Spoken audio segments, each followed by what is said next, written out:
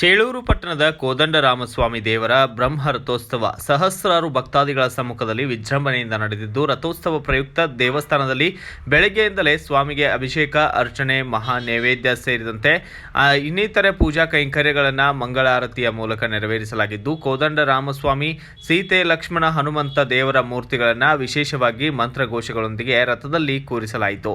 ಇನ್ನು ತಹಸೀಲ್ದಾರ್ ಹಾಗೂ ಶಾಸಕ ಎಸ್.ಎನ್. ಸುಬ್ಬಾರೆಡ್ಡಿ ಸೇರಿದಂತೆ ಗಣ್ಯರು ರಥೋತ್ಸವಕ್ಕೆ ಚಾಲನೆಯನ್ನ ನೀಡಿದ್ದು, ನಂತರ ಮಾತನಾಡಿದಂತಹ ಶಾಸಕ ಎಸ್.ಎನ್. ಸುಬ್ಬಾರೆಡ್ಡಿ,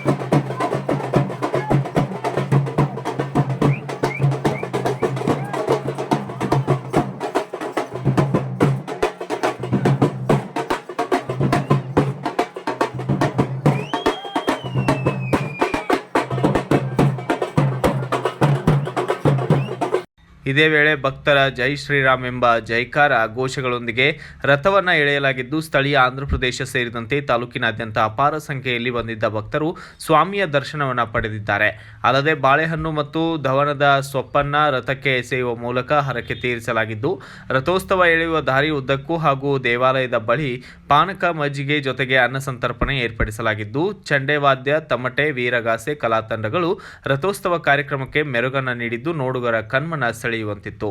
ರಥೋತ್ಸವದಲ್ಲಿ ಯಾವುದೇ ಅಹಿತಕರ ಘಟನೆಗಳು ನಡೆಯದಂತೆ ಚೇಳೂರು ಪೊಲೀಸ್ ಠಾಣೆಯ ಪಿಎಸ್ಐ ನೇತೃತ್ವದಲ್ಲಿ ಸೂಕ್ತ ಬಂದೋಬಸ್ತ್ ಏರ್ಪಡಿಸಲಾಗಿದ್ದು, PDO K Venkatachalapathi, RI Eshwar, PR Chalam, P Manoj, Jayanth Reddy, DSS ಜಿಲ್ಲಾ ಸಂಚಾಲಕ ಕಡ್ಡಿಲು ವೆಂಕಟರಮಣ ಸೇರಿದಂತೆ ಇನ್ನಿತರರು ಇದೇ ವೇಳೆ ಭಾಗಿಯಾಗಿದ್ದರು.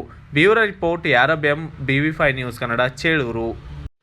Thanks for watching. Read, discuss and debate with editor Dr. Yan Prashant Rao. Wanted reporters in print, digital and visual media for Bharat Vaibhav Daily Newspaper, BV News 5 Channel and BV Fast Web News from all the talukas of Karnataka, Goa and Maharashtra. If interested, send your resume to 9019229369.